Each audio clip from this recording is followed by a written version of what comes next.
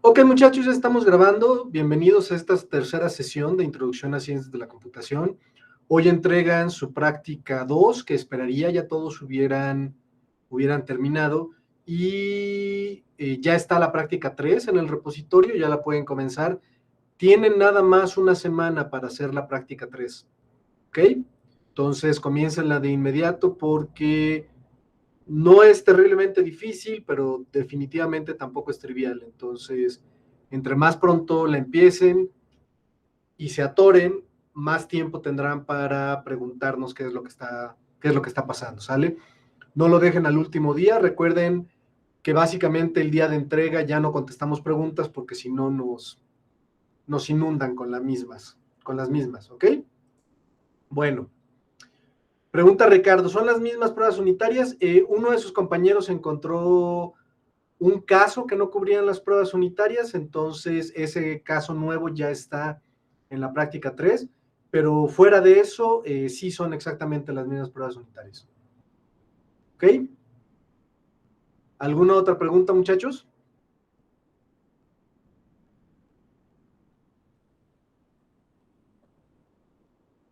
¿No? ¿Todo está clarísimo? ¿Todo el mundo vamos a sacar 10? ¿En todo? ¿Qué pasó, Fernando?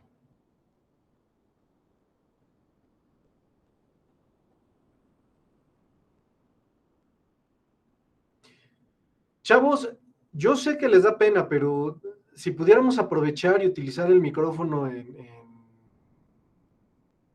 en esta Ok. conferencia sería más... La recursión es el algoritmo como lo plantea en en su libro de estructura de datos. ¿Cuál algoritmo? Bueno, cuando está desarrollando el tema de listas, como que presenta dos algoritmos para recorrer los nodos. Ajá.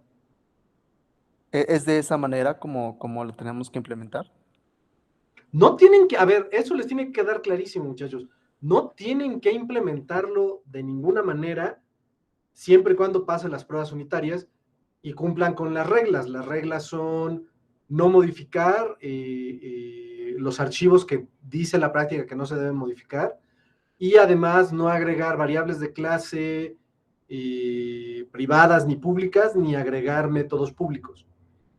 Si cumplen eso, y la regla nueva de esta práctica 3 de no usar while, no usar for y no usar do while, como lo implementen está bien. Como está en mi libro de estructuras de datos, es una manera, se puede discutir que es la más común, pero definitivamente no es la única. ¿Ok? Y la programación funcional es inherentemente distinta a la programación iterativa. Entonces, más que funcional, la programación recursiva. Entonces, hay cosas que no se traducen directamente. El algoritmo, bueno, el pseudocódigo. No es algoritmo, el algoritmo que se da, el algoritmo genérico para poder recorrer nuestras listas recursivamente, funciona en casi todos los casos de la clase lista, pero hay varios casos donde tal cual no va a funcionar, van a necesitar más, van a tener que hacerles algunos cambios. ¿Ok? Van a tener que aprovechar el hecho de que Java no es funcional o darle la vuelta al hecho de que Java no es realmente funcional. ¿Ok? Hay algoritmos que realmente no tiene sentido implementarlos de manera recursiva. Se puede. Todo algoritmo iterativo se puede implementar equivalentemente recursivo y viceversa. ¿Ok? Eso no quiere decir que vaya a salir más fácil. El ejemplo clásico, por supuesto, son las torres de Hanoi. Las torres de Hanoi, de manera recursiva, son unas cuantas líneas y de manera iterativa se puede implementar, pero es un relajo. ¿Ok? Entonces sí pueden tomar la recomendación del libro, pero no es la única manera y tal cual no les va a servir para todos los casos, les voy informando. Los casos bases los incluimos en forma de if. O sea, puedes poner el if para la recursión y el caso recursivo, digo, y el caso base en el else, o bueno, fuera del if. O sea, no hay... Factorial sería trivial, ¿no? Todo mundo Asómese en el chat, por favor. Y voy a hacer factorial recursivo, pero el caso base va a ser, el caso base no va a ser el primer if. ¿Sale? Entonces es relativamente sencillo de hacer.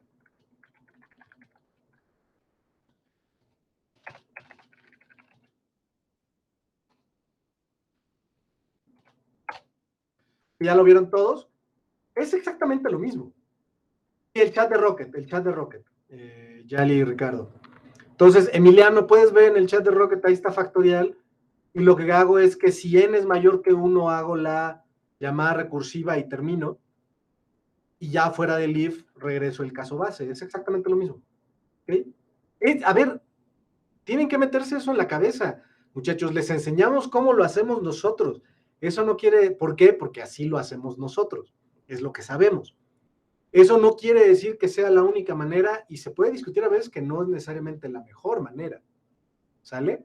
Entonces, no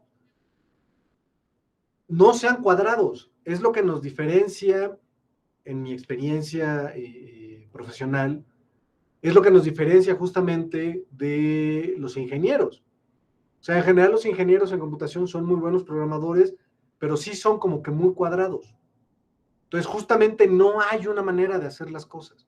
Muchas veces hay una manera correcta, pero hay otras maneras igual de válidas. Nada más, a lo mejor se ve más feo o demás, es discutible. ¿Ok? ¿Alguna otra duda, muchachos? ¿No? Sí, yo tengo una duda, Arturo. pero con respecto a la carrera. Sí, ¿De la carrera? no sé si la puedo preguntar o si la mando por correo. Te estoy No, escuchando muy mal. Como o que si la mando por... se quebranta el audio. A ver, de nuevo. Se sigue quebrando el audio. A ti te voy a pedir al revés que uses el chat porque no se te está entendiendo de verdad.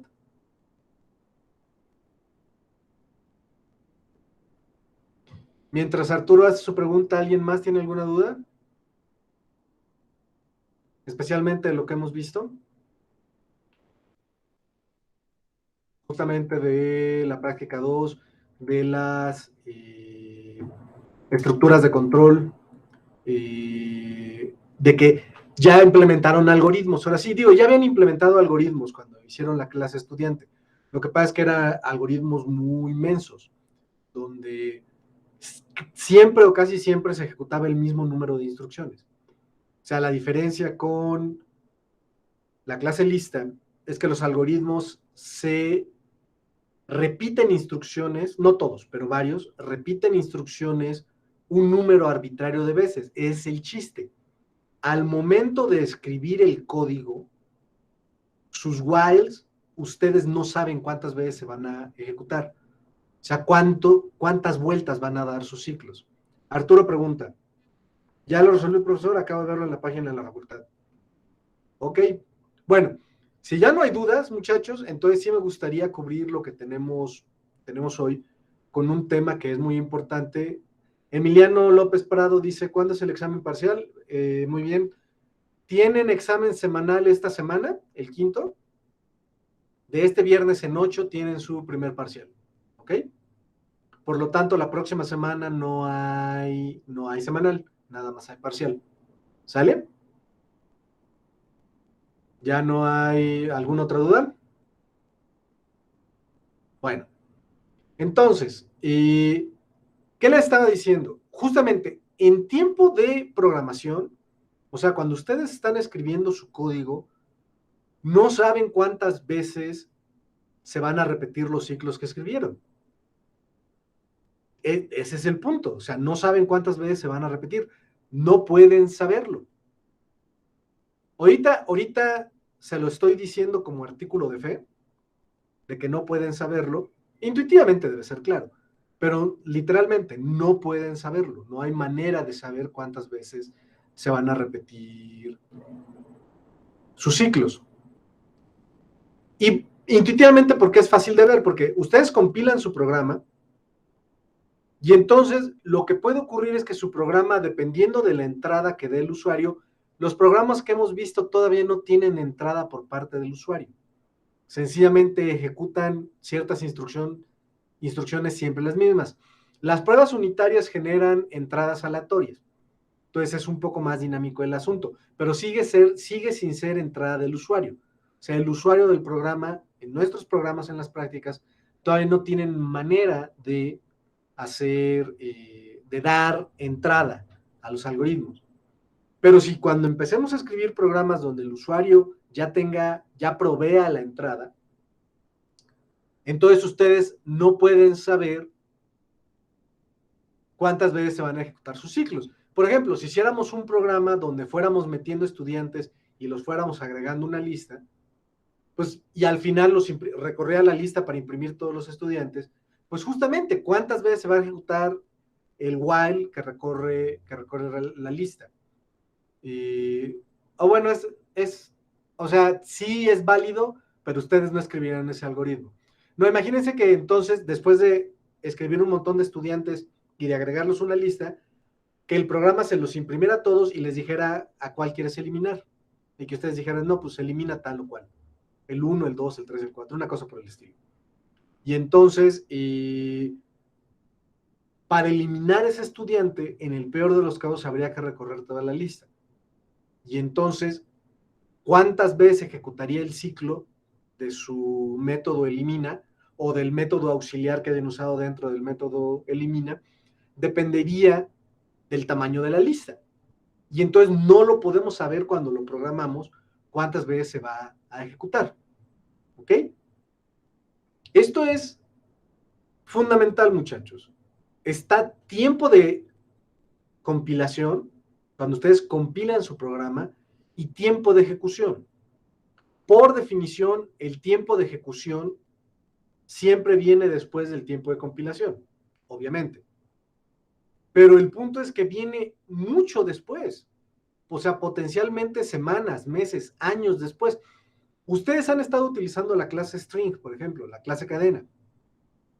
Esa clase la compilaron para el OpenJDK que ustedes tengan instalado. O sea, cuando lo instalaron ustedes, ya tenía probablemente días, si no es que semanas que lo habían compilado, si no es que meses que lo habían compilado. Y sin embargo, ustedes siguen utilizando la clase string, la clase cadena. Entonces, el tiempo de ejecución de la clase string en nuestras prácticas es muchísimo después del tiempo de compilación de la misma clase. Entonces son tiempos distintos. Y justamente la cosa es que cuando estén programando, tienen que ir pensando en que tiene que compilar, obviamente. Pero también tienen que ir pensando cómo se va a ejecutar. Y cómo se va a ejecutar, obviamente depende de cómo lo escriban, pero sí requiere un nivel de abstracción al pensarlo más elevada. ¿Cuántos de ustedes cayeron en ciclos infinitos cuando estaban preparando sus prácticas? De que las pruebas unitarias tronaban con un timeout, porque se tardaban mucho, o sea, sus algoritmos habían caído en un ciclo infinito y sencillamente no terminaron. A casi todo el mundo debió pasarles, de que se les olvidó en un ciclo poner n igual a n punto siguiente, y tenían un while n distinto de null, ¿no? Entonces, pues eso le pasa a todo mundo, ¿ok? Fue un error, se les pasó. Pero la cosa justamente es que tienen que aprender a programar teniendo en mente de que este tipo de errores justo va a causar que su programa no termine. Las pruebas unitarias tienen un límite de tiempo. Si su programa tarda más de 5 segundos, bueno, sus algoritmos tardan más de 5 segundos, las pruebas unitarias tiran la toalla y dicen, esto ya está mal, y lo dan por incorrecto. Pero en general, si no tuvieran ese resguardo las pruebas unitarias, lo que ocurriría es que ustedes darían enter y ahí se quedaría su programa atorado toda la vida, esperando a ver si algún día compila. Digo, si algún día termina. ¿Y cuál es cuál es el problema de que un programa no termine? ¿Qué está mal con eso? Si acaso está mal algo de que no termine. ¿Por qué no es un algoritmo, Camilo? Quiero decir, los programas no son algoritmos, los programas son la implementación de algoritmos, pero justo como dice Camilo, si un programa no termina, eso quiere decir que una de las cosas que tiene adentro, una de las cosas que implementa, no termina, y por lo tanto no es un algoritmo. ¿Quién sabe qué sea? Pero sin duda alguna no es un algoritmo y por lo tanto está mal. No es un algoritmo porque tiene que terminar. Estoy viendo los dos chats, o sea, si no necesitan usar código, por favor utilicen el chat del meeting. Solo si necesitamos usar código LaTeX me paso al otro. ¿Ok? Bueno, pero somos programadores, ¿no? O bueno, ustedes aspiran en algún momento de sus vidas a ser programadores. Entonces, si un programa que no termina está mal, ¿por qué permitimos eso?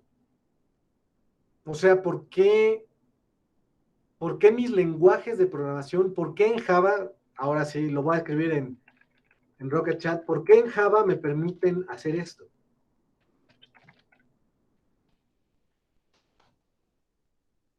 Ese es un ciclo infinito. Al poner el punto y coma inmediatamente después del while, ese while true nunca termina. No estoy diciendo que el compilador no me permita compilar eso. No, o sea, aunque sí me lo permite, por cierto. Sino por qué el lenguaje permite esta construcción. El lenguaje es como Fortran muy al inicio. El for no es como el for de Java. El for en Java es básicamente while. Nada más les permite definir e inicializar una o múltiples variables antes de entrar y al final del cuerpo del for les permite ejecutar uno o más enunciados para justamente ir actualizando lo que ocurre dentro del while. Pero quitando eso, funciona exactamente igual que el while, perdón, dentro del for. El for de Java funciona idéntico que el while. Y por cierto, esto viene de C y por lo tanto es igual en C++, en C Sharp, en JavaScript y en un montón de otros lenguajes aledaños. Pero el for de Fortran es distinto. El for de Fortran lo que decía es desde 1 hasta algún número, que el número podía ser arbitrario, y justamente lo que ocurría dentro de ese ciclo es que ese número se iba incrementando. También podían hacer desde 1 hasta 100, digamos, y ponían step 2, y entonces el AI tomaba valores 1, 3, 5, se iba incrementando de 2 en 2. Y también podían hacer para i igual a 100 hasta 0, step menos 1, y entonces i tomaba 100, 99, 98, etcétera, etcétera, decrementándose. Pero el chiste es que este for de Fortran, siempre terminaba. Pasara lo que pasara, siempre terminaba. Ahora, no era la única estructura de control que tenía Fortran. O sea, no tenía while en ese entonces, pero tenía goto, que es básicamente una manera muy agresiva de hacer iteración. O sea, en Basic el ejemplo era clásico, no es lo que uno hacía cuando compraba una computadora en los 80s. Ponía 10 print hola y en la línea 20 ponía go to 10. Y entonces imprimía hola, hola, hola, hola muchas veces. Y go to es otra manera de hacer iteración. ¿Ok?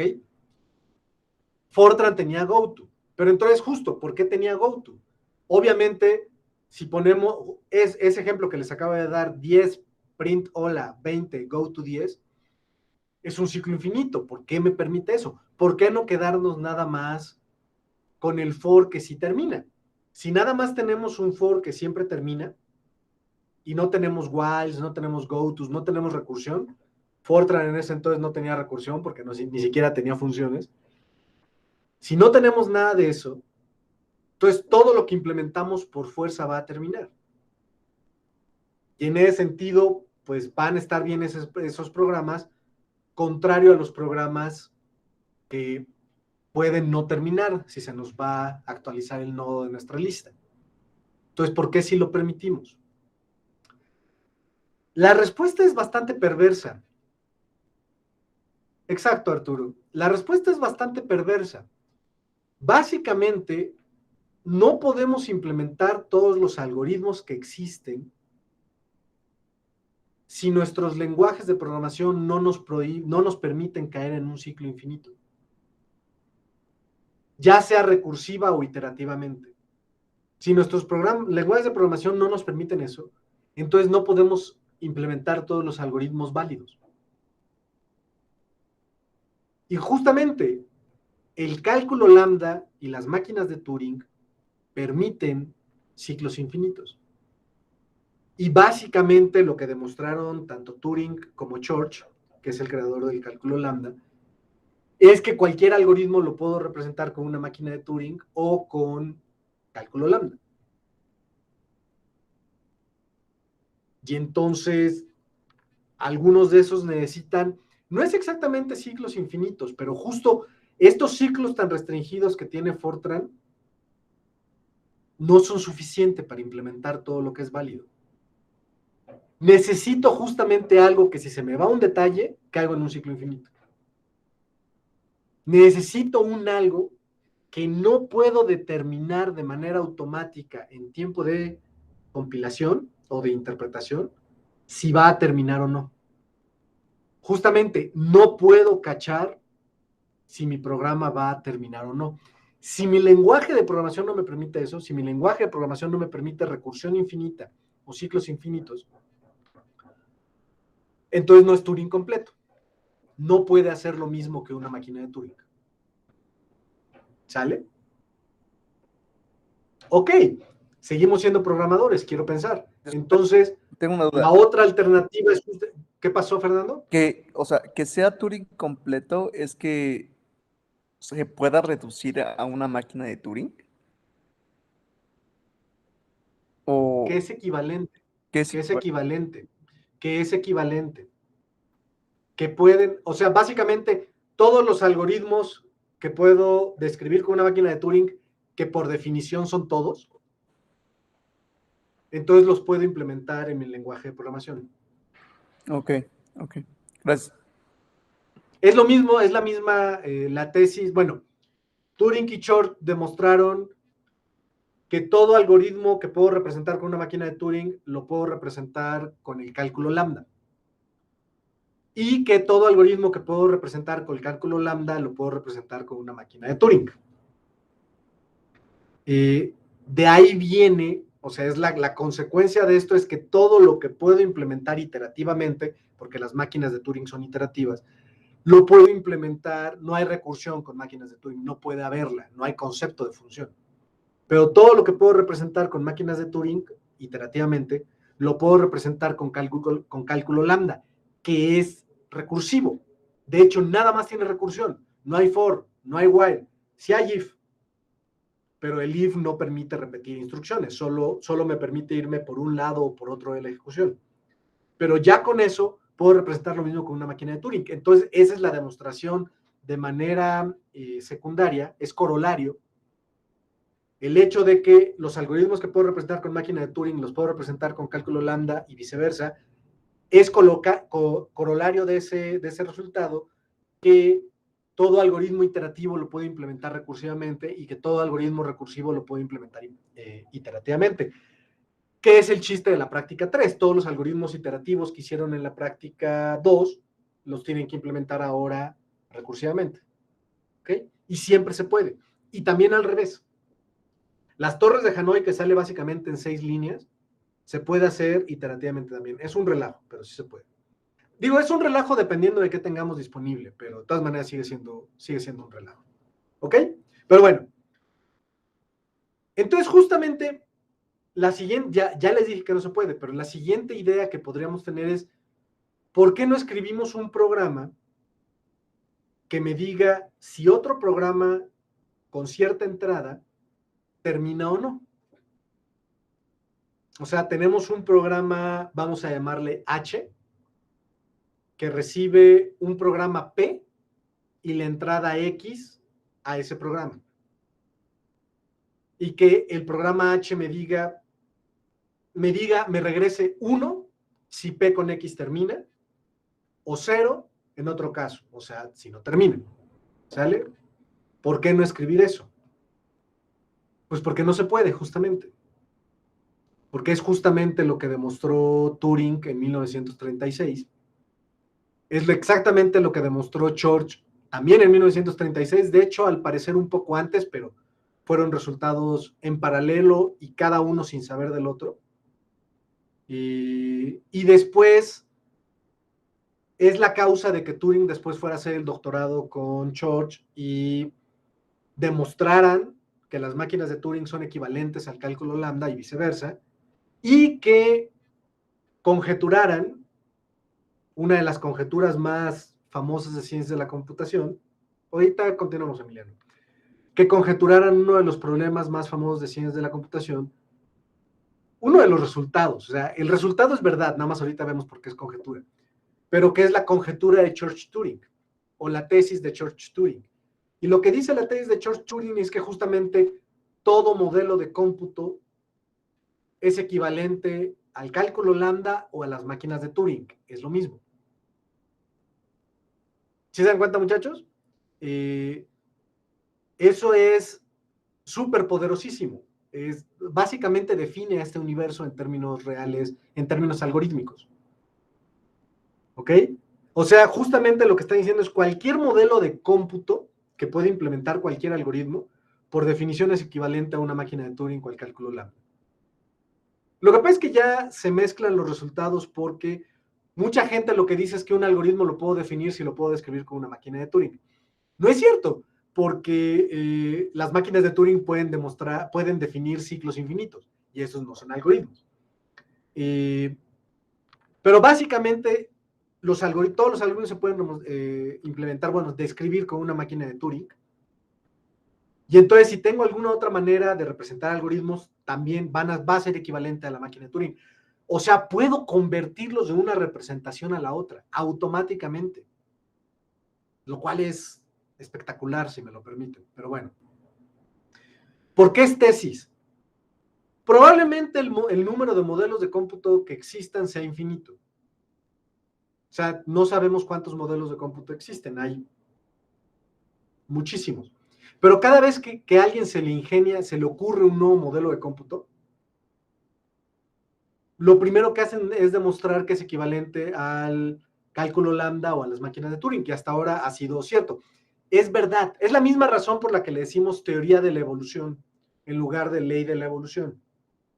No podemos ser honestos como científicos y decirle ley de la evolución, porque necesitaríamos todo el rastro fósil de todas las especies en el mundo para poder argumentar inequívocamente que sí, la evolución de las especies es cierto y que venimos de un mismo organismo, básicamente todos. Pero es verdad. Por honestidad intelectual decimos que es teoría de la evolución, pero es verdad, o sea, no es teoría, vamos, no hay que demostrarla, es cierto. Nada más que para demostrarlo sin ninguna certeza, sin ninguna duda, con toda certeza, necesitaríamos todo el rastro fósil de la historia y pues no lo tenemos. Es lo mismo con la tesis de Church-Turing. Es tesis porque tendríamos que demostrar de alguna manera que todo modelo de cómputo es equivalente al cálculo lambda o a las máquinas de Turing. Y lo hemos podido hacer uno por uno, pero pues todos son muchos, probablemente una infinidad. Y no tenemos todavía una manera de agarrar un modelo de cómputo en abstracto y poder jugar con él para demostrar esto. No se ha podido, pero todos lo damos como algo cierto. ¿Ok? Pero bueno, justo lo que demostraron Turing y Church de manera independiente en 1936 es que no puedo escribir un algoritmo que, dado otro algoritmo y la entrada de ese algoritmo, me diga si el algoritmo cae en un ciclo infinito o no. Un ciclo iterativo en el caso de las máquinas de Turing o un ciclo recursivo en el caso del cálculo lambda. Eso es justamente el problema del paro. Es un poco más complicado, no estaban hablando de algoritmos todavía Church y Turing, que estaban hablando de números computables, o sea, números irracionales computables. Los números computables incluyen a todos los enteros, a todos los racionales y a un montón de irracionales, por ejemplo, raíz de 2 o pi o el número de Euler. ¿Por qué son computables? Porque existe un algoritmo que los computa, que los calcula. Entonces, justamente, lo que después se vio es que si tengo un modelo, si tengo algo como el cálculo lambda o las máquinas de Turing que me permite generar estos números computables, en particular con eso mismo puedo implementar cualquier algoritmo. Eso me produce un modelo de cómputo. ¿Ok? Bueno, pues demostraron que no se puede. Demostraron que este programa H que estaba elucubrando, un programa H que recibe un programa P y su entrada X, demostraron que no se puede escribir tal programa, ese programa de tal forma que me diga si P con X termina o no. ¿Sale? Y nada más rápidamente. ¿Quién sabe qué haga H? O sea, si suponemos que existe H, ¿quién sabe qué haga con P y con X, pero no ejecuta P con X? Si ejecutara P con X y P con X no terminara, entonces H tampoco terminaría y también ya estaría mal. Si suponemos que existe y es válido, entonces, ¿quién sabe qué oveja mata y analiza sus entrañas para decidir si P que termina con X o no? Pero no lo ejecuta. ¿Ok? Eso es una. Dos, a lo mejor les produce conflicto el pensar en un programa que recibe como entrada otro programa, pero pues han estado trabajando con eso todo el semestre. Java C es un programa que recibe un programa escrito en Java, en múltiples archivos .java, y produce un programa para la máquina virtual de Java en bytecode. ¿Okay? Entonces, un programa que recibe otro programa, todo el tiempo trabajamos con eso. ¿Sale? Lo que pasa es que Turing y Church lo hicieron de manera muy formal, y de hecho Turing con un montón de errores, que después todavía sacó una nota corrigiéndolo y aún así tiene bastantes errores, porque en el fondo Turing era computólogo, entonces no le importaba tanto. No, no es cierto, pero sí era matemático, pero en ese sentido sí era muy computólogo. O sea, sí hay bastantes errorcitos técnicos en cómo define las máquinas de Turing, pero no importa, la idea básica es correcta. ¿Ok? Yo no me voy a meter tanto en cómo vamos a representar estos programas, pero pues tiene todo el chiste, o sea, cómo sin ejecutar un programa puedo determinar si termina o no. O sea, en gran medida el chiste es en cómo lo represento. Nosotros lo vamos a ignorar eso, vamos a darlo como un problema resuelto, y entonces yo les voy a dar el programa escrito en algo que no es Java, pero que se parece. Les voy a compartir pantalla, si me permiten.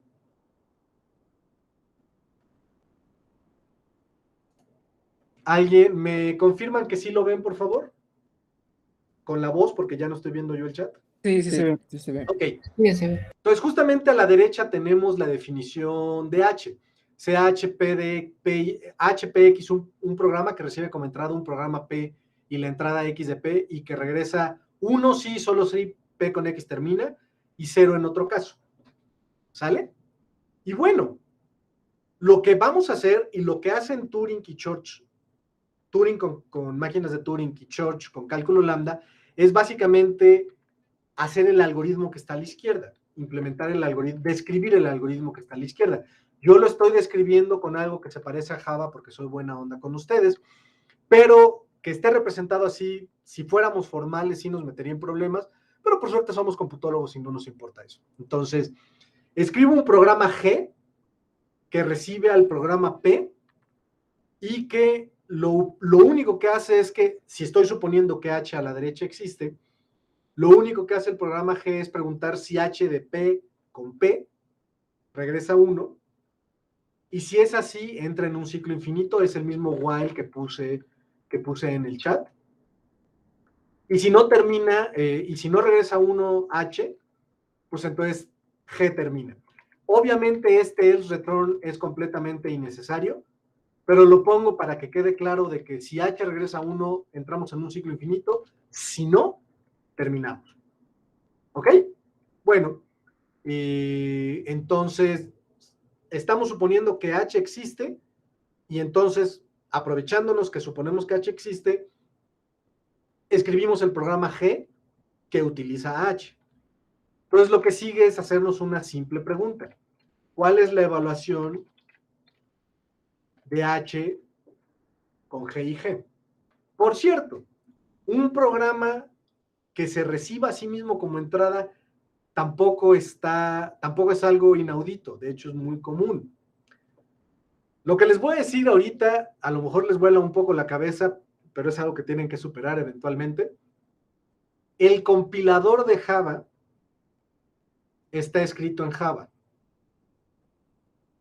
¿Sale? El primer compilador que hubo, bueno, de los primeros, el compilador de Fortran, estaba escrito en Fortran. ¿Por qué les vuela la cabeza? Porque si lo estoy escribiendo quiere decir que no existe el compilador, ¿no? Entonces, ¿cómo compilo la primera vez? Lo vemos hacia el final, ahorita nada más déjenlo fermentar tantito en su cerebro, por favor. Pero justo, si estoy escribiendo un compilador en el lenguaje que el compilador va a compilar, ¿cómo lo compilo la primera vez? Ahorita vemos eso. Pero bueno, entonces un programa que se reciba a sí mismo como entrada no tiene nada de complicado. Entonces, ¿qué pasa con H de G con G? Pues básicamente tenemos dos opciones, ¿no? Y H de G con G es 1, es la primera opción o el primer caso.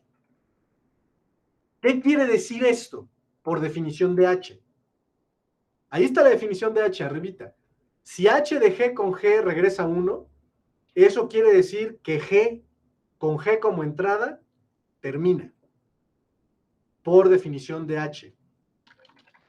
Por definición de H, G con G como entrada termina. ¿Ok? Pero vamos a ejecutar el programa a la izquierda, lo tenemos ahí. Entonces entramos a G con G como entrada. ¿Qué es lo que hace? Ejecuta el if. Pregunta, H de G con G, ¿qué regresa? Pues estamos en el caso 1, ¿no? Regresa 1. Ok, entonces G con G entra en un ciclo infinito. Por cómo está escrito el programa G,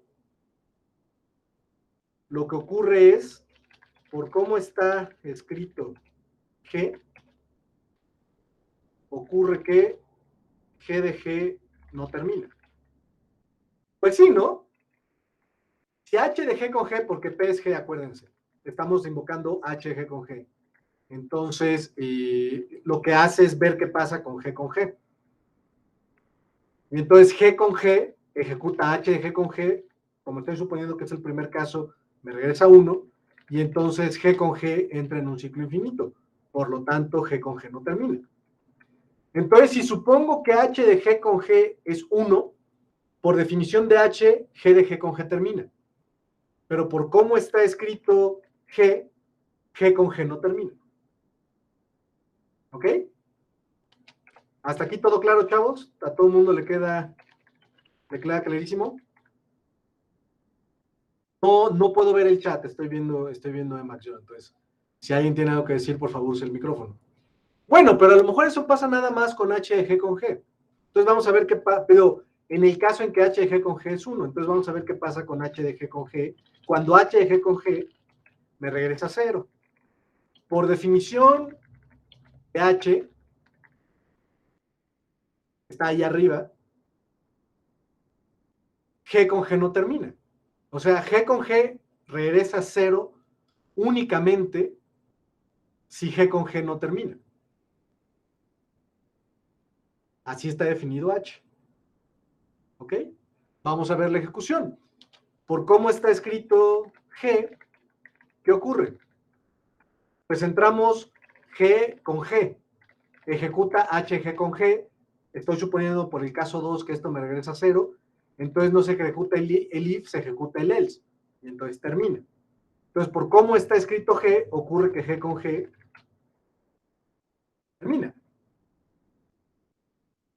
Y ya cubrimos todos los casos, ya no hay nada más que cubrir. Entonces, si suponemos que H existe, si el programa H, como está definido a la derecha, existe, si supongo eso, puedo escribir un programa tal que un programa G, tal que si H de G con G, más bien, puede escribir un programa G tal que G con G termina, sí, solo sí, no termina, y que G con G no termina, sí, solo sí termina. O en otras palabras, si supongo que H existe, el programa G termina, sí, solo sí, no termina, y el programa G con G como entrada no termina, sí, solo sí termina. Por lo tanto, esto es una enorme contradicción. Y la única suposición que nos queda, que es que H existe, pues entonces es falsa. Y por lo tanto, H no existe. Voy a dejar de compartir mi pantalla. ¿Dudas? No estoy siendo terriblemente formal, de nuevo, no somos matemáticos, eso no nos importa. La idea básica es correcta. Aunque no sea formal, definitivamente no muy formal, la demostración es verdadera. Básicamente es lo que hace Turing y básicamente es lo que hace Church. Turing, además, de manera espectacular, porque él lo que hace es definir una serie de algoritmos con sus máquinas, que además de todo, Turing, que era muy humilde, jamás le hubiera llamado máquinas de Turing. Él nada más les dice máquinas. Después ya se les conocieron como máquinas de Turing. Pero Turing con sus máquinas lo que hace es definir una serie de algoritmos, una biblioteca, que le permite justamente escribir el programa G, el equivalente. Lo que hace además primero es definir lo que es una máquina universal de Turing, que permite tener en la misma cinta, en la misma memoria, los datos y la entrada del programa. Los datos, la entrada y el código del programa, la descripción de los algoritmos. Justamente una máquina de Turing universal lo que tiene es que al inicio, en la memoria, tiene la descripción de las máquinas de Turing que va a ejecutar. ¿Sale? Entonces, la demostración no es muy formal, pero sí es correcta. Y la idea es exactamente la misma que ellos hicieron. Lo que hacen, les repito, Turing y Church, ellos estaban preocupados con problemas, con números computables. Los números computables son numerables, porque los algoritmos para generar los números computables son menos que el número absoluto de algoritmos que tenemos disponibles en el universo. Entonces, no son finitos probablemente, pero sí son numerables. Entonces los puedo relacionar con los números naturales. Eso es que algo sea numerable. ¿Sale? Y de hecho es lo que hace Turing. Turing lo que hace es describir sus máquinas con ceros y unos. Y entonces ya puede definir, pues, a toda máquina de Turing le corresponde un número entero. ¿Sale? Y lo que hace Turing que es poner en una columna todos los números naturales y en todos los renglones todos los números naturales también, hace una matriz así enorme. Y lo que hace es fijarse en la diagonal. Es un argumento de diagonalización. Lo que hace es ver el caso donde el programa P se ejecuta con el programa P como entrada. Lo mismo hace Church con algoritmos recursivos, pero la idea es exactamente la misma. ¿Ok? ¿Sí me creen? ¿Qué materia de la carrera profundiza este tema? Complejidad computacional, que es básicamente la última materia que llevan en la carrera. Ven un poquito de máquinas de Turing que en autómatas y lenguajes formales, pero muy poquito. O sea, esto se ve en complejidad computacional. Chavos, el problema del paro obviamente es un resultado teórico muy importante, pero es un resultado práctico. Hay problemas, hay cosas que vamos a ver este semestre que no podemos hacer porque si pudiéramos, implicaría que el problema del paro se puede resolver. Y justamente el resultado del problema del paro es que no se puede resolver, que no existe el programa H. Lo que discutíamos hace un ratito, justamente determinar en tiempo de compilación cuántas vueltas van a dar sus ciclos, cuántas veces se van a repetir sus whiles. Si pudiéramos hacer eso, implicaríamos que podemos resolver el problema del paro. Como no podemos, no se puede saber cuántas veces se van a repetir sus ciclos en sus programas. Incluso teniendo la entrada ya dada. ¿Ok? Es un problema reducible al problema del paro. Un montón de cosas no podemos hacer, porque si las pudiéramos hacer, querría decir que podríamos resolver el problema del paro. Ahora, el problema del paro es un problema en general. O sea, no existe un programa H que dado cualquier otro programa P y su entrada X me diga si P termina. Pero si restringimos P, si le pongo restricciones a P, sí puedo detectar si mi programa cae en un ciclo infinito. No puedo detectar todos los casos, eso es lo que dice el problema del paro. Pero sí puedo detectar un número considerable de casos. Es lo que hacen los analizadores estáticos de código. Los analizadores estáticos de código recorren todo el código, no lo ejecutan, pero recorren todo el código, lo analizan y dicen, aquí es posible que caigas en un ciclo infinito, porque además luego dan falsos positivos, pero es bastante útil. Yali pregunta, no entiendo eso, ¿por qué no podemos saber cuántos ciclos se ejecutarán? Te lo acabo de decir, porque si pudieras hacer eso, podríamos resolver el problema del paro. La reducción, o sea, justamente ver cómo los problemas son equivalentes, en el sentido de que si resuelvo uno, resuelvo el otro. Ahorita la verdad no me acuerdo, pero sí te aseguro que es cierto. No podemos saber cuántos ciclos se ejecutan. Quiero decir, cuántas vueltas, un while se va a ejecutar 1, 2, 3, 4 veces. Ustedes usando sus ojitos se equivocan. Hay suficiente complejidad, o sea, obviamente estoy hablando en general.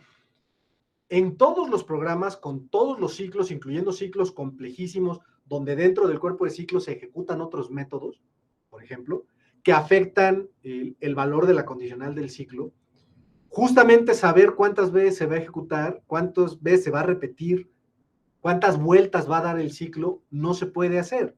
Sería equivalente a resolver el problema del paro. La reducción exacta ahorita no me acuerdo cómo se hace, pero no debe ser terriblemente complicado, debe ser básicamente lo mismo. O sea, imagina, me lo estoy inventando porque la verdad no me acuerdo cómo se hace, pero imagínate justamente que tienes un programa C que dado un programa P y su entrada X, te dice cuántas veces ejecutan sus ciclos. Y entonces, ya que tienes ese número, escribes otro programa G que haga alguna locura con ese número que te lleve a una contradicción. No debe ser terriblemente complicado tampoco. Si lo pueden, un chiste de ver el problema del paro en primer semestre es que justamente no es muy complicado. O sea, no es trivial, pero sí deberían poder entenderlo, especialmente si ya estuvieron usando estructuras de control en Java. No exactamente, Yali, no exactamente, no equivale. No, sí, o sea, el problema, resolver, conocer el número de ciclos, equivale a resolver cuándo termina. ¿Sí entiendes la diferencia? O sea, una cosa es lo que hacen los programas y otra los problemas que resuelven. O sea, estamos hablando de términos de equivalencia de problemas, no de lo que hacen los programas. Justamente el punto es que no existen. Resolver el conocer el número de ciclos es equivalente a resolver el saber cuándo termina. Ese es el chiste. ¿Ok? ¿Dudas, muchachos? José pregunta, ¿cómo se compila por primera vez un compilador? A mano. Es lo que hicieron los de Fortran. Los de Fortran escribieron el código en Fortran y así como yo estuve viendo el programa G y diciendo, pues aquí el if se cumple o no se cumple, etcétera, ejecutaron a mano el meterle a eso que habían escrito a él mismo, o sea, el programa en Fortran, dárselo a lo que ellos habían escrito y ejecutarlo a mano y ver cómo se generaba la salida a mano. Digo, evidentemente no pusieron, por ejemplo, todas las optimizaciones las dejaron de fuera en esa compilación a mano. Y ya que tenían una versión compilada a mano, a ese le dieron ya la versión completa y así. Cuando un compilador se puede compilar a sí mismo, se dice que el lenguaje de programación es self-hosting. que es autohospedable, que se puede hospedar a sí mismo, que se puede compilar a sí mismo. Java inicialmente lo escribieron en C++, ya que tenían una versión del compilador más o menos funcional, lo tradujeron a Java, o sea, compilaron ese código en Java a Java y corrieron y tradujeron eso a Java, ¿ok? O sea, tradujeron lo que tenían escrito en C++, lo tradujeron a Java. Si se hace eso, se le conoce como bootstrapping, que es la idea de este. No les voy a explicar qué es bootstrapping, pero es básicamente eso. Es que se puede, justamente es como darle una ayudadita para que puedan echarse a andar. Arturo pregunta, ¿qué relación tiene esto con el juego de la vida de Conway? Según Wolfram, el de matemática, todo. Yo no creo. El juego de la vida es un autómata. No es... los autómatas son menos poderosos que las máquinas de Turing, que es lo que van a ver en autómatas y lenguajes formales. Los autómatas no tienen ciclos que se ejecutan un número arbitrario de veces. Esa es la bronca. No hay algoritmos que no puedo implementar con un autómata, ni siquiera con un autómata de stack, de pila, ¿ok? Y según yo, el juego de la vida es justamente un autómata, me parece que de stack. ¿Sale? A mí me dio este tema Elisa cuando yo estaba en primer semestre. Yo siempre he creído que lo tienen que ver ustedes en primer semestre. Es una demostración relativamente sencilla, especialmente si no nos preocupamos mucho de la formalidad. Y la idea intuitiva de por qué es correcto debería quedar más o menos clara. ¿Ok? Una cosa de este estilo va a venir en el parcial, de una vez les informo. Y también van a venir demostraciones en el parcial, que les repito, va a ser de este viernes en 8. Ya está la práctica 3, tienen que traducir todos sus algoritmos a versiones recursivas. Esto no es terriblemente complicado, pero no es trivial, ya inicien, por favor. Y pues si ya no hubiera ninguna otra pregunta, aquí le pararíamos, muchachos. ¿Ok? Bueno, vamos a pararle aquí entonces, dejen detengo la grabación.